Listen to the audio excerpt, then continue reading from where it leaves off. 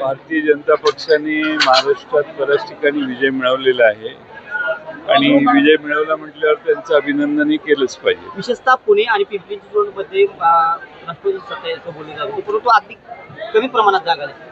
का ही परिस्थिती होती? ठीक आहे, निवडणूक आहेत नंतर कमी जास्त निकाल लागू शकतात. त्यातून बोध घेऊन परत दुप्पट वेगाने काम करायचं असतं. प्रदेशाध्यक्ष शशिकांत शिंदेंनी सांगितले की 12 जिल्हा परिषदमध्ये आम्ही एकत्रित निवडणूक लढवणार. कुठेतरी विलिनीकरणाची देखील चर्चा होण्यास सुरुवात झालेली आहे. काही शक्यता होती. त्या बाबतीत शशिकांत शिंदेनी आपल्या समोर जर भाष्य केलं असेल तर त्यावर वेगळं बोलणं योग्य नाही. सर, महाराष्ट्र में सामने आए हैं, आप कैसे देखते हैं?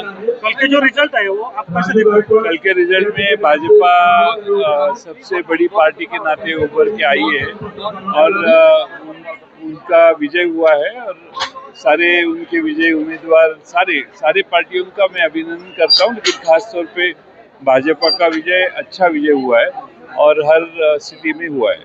सर, पिंपरी चिंचवड और पूना में एनसीपी जीत रही ऐसा दिख रहा था, लेकिन वैसे नतीजे नहीं दिखाई दे रहे. हाँ, दिख रहा था लेकिन नहीं दिखाई दिए.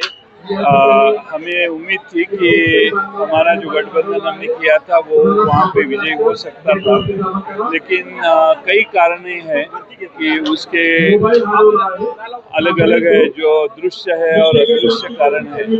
तो सारे कारणों को इकट्ठा करेंगे तो आपको समझ में आएगा कि पराजित हम क्यों हैं. सर, अदृश्य रीजन क्या दिखाई देते हैं आपको? अदृश्य रीजन आपको भी मालूम है, मुझे भी मालूम है. सर, दोनों एनसीपी अगले चुनाव जो है, दोनों एनसीपी अगले चुनाव से एक साथ लड़ेंगे. नहीं, शशिकांत शिंदे जी ने जो कहा है वो क्या कहा है मुझे मालूम नहीं है. शशिकांत शिंदे जी ने दोनों पार्टी आने वाले 12 जिला परिषद चुनाव में इकट्ठा लाने की बात कही होगी, ऐसा मुझे लगता है, और जहां पॉसिबल है वहां वो कर देंगे. सर, सांगली में क्या सिचुएशन रहेगी? आप दोनों एक साथ लड़ेंगे?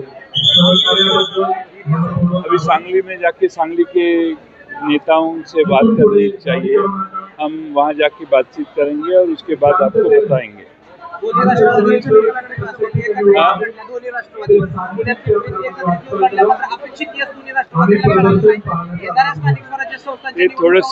थोडस जरा आधी जर एकत्रीकरण झालं असतं, एकत्रित आघाडी आधी झाली असती आणि अगदी शेवटच्या दिवसापर्यंत तिकीट वाटत बसलो नसतो तर कदाचित आणखी चांगला रिझल्ट आला असता. 12 जिल्हा परिषद जिथे शक्य असेल तिथे एकत्रित येण्याची शक्यता आहे.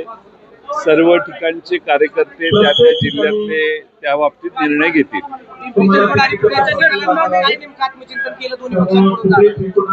कालच पराभव झालाय, आत्मचिंतनाला जरा वेळ द्या. आपण पुणे में रूपाली पाटिल का जो बूथ है वहाँ पर वो मशीनरी के बारे में उन्होंने आरोप लगाया कि वो मशीनरी चेंज हुए, उसके आईडी मैच नहीं हुए. रूपाली पाटिल को उन्होंने मुझे मालूम नहीं वहाँ क्या फैक्ट्स है, मुझे मालूम नहीं वहाँ क्या हुआ और क्या वो कहना चाहती है. उनका जो कहना है वो भी मैंने सुना नहीं है.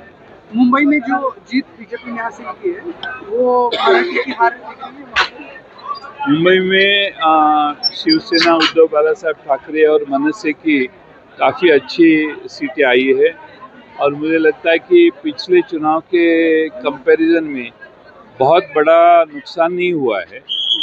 हमारी कांग्रेस पार्टी जो है साथ में वो और शिवसेना उद्धव बालासाहेब ठाकरे मनसे इकट्ठा आते तो रिजल्ट कुछ और दिखाई दे सकता था, लेकिन वो नहीं हो पाया.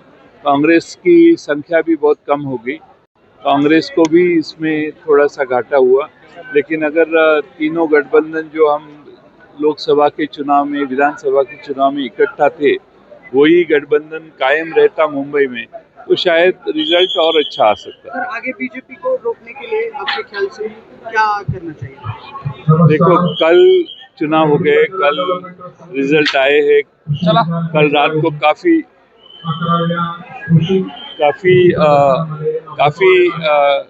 वक्त उसमें हुआ नहीं है। अभी बैठ के सोच के इसके बारे में हम विचार विमर्श करेंगे। तर काल जे काही निवडणुका झाल्या यामध्ये जी मतमोजणी होती अनेक ठिकाणी ईव्हीएम मशीन बंद पडल्या, विशेषतः ठाणे आणि मुंबईमध्ये हे जास्त प्रकार घडले, यामुळे बोगस मतदान झाल्याची चर्चा आहे. या सगळ्याचा फटका बाकी इतर पक्षांना लागेल. एक म्हणजे ईव्हीएम बंद करून बॅलेटवर इलेक्शन्स घेणे राज्य निवडणूक आयोगाला सहज शक्य होते आणि ते केलं असतं तर अशा पद्धतीच्या निवडणुकांच्यावर लोकांचा जास्त विश्वास बसू शकतो. कारण काही ठिकाणचे निकाल एकदम अनपेक्षित आहेत. प्रचंड तफावत दोन उमेदवारांच्यात पडू शकत नव्हती अशी आहे. त्यामुळं बॅलेटवर निवडणुका घ्याव्यात ही जनतेची सतत मागणी पूर्वी होती आणि आजही आहे. तुम्ही म्हणताय की बॅलेटवरती निवडणुका घ्याव्यात, कारण तुम्ही पण अनेक वर्षांपासून मागणी करताय. राष्ट्रवादी पक्ष आहे, काँग्रेस देखील आता मागणी करतोय बॅलेटमध्ये निवडणुका. आता येणाऱ्या कालावधीमध्ये ज्या निवडणुका होत आहेत त्या संदर्भात दोन्ही पक्षाची काय भूमिका असणार? असं आहे की ईव्हीएम मशीन जे आहेत पूर्वी 2 दिवस 3 दिवस निकाल लागायचे, पण एवढी घाई नाही. नाहीतरी आता आपण सगळ्या निवडणुका वेगळ्या वेळी घेतो आणि एक महिना थांबतो आणि शेवटी सगळ्यांचा एकत्रित निकाल लावतो. त्यापेक्षा सगळ्या निवडणुका टप्प्याटप्प्याने घेतल्यानंतर एकदा मोजणी सुरू केली तर 2-3 दिवसात ही मोजणी, पूर्वी तर एका दिवसातच संपायची मोजणी, आता मतदार वाढलेत त्याची 1.5 दिवस लागेल. पण बॅलेटवर जाणं हा योग्य मार्ग आहे असं मला वाटतं.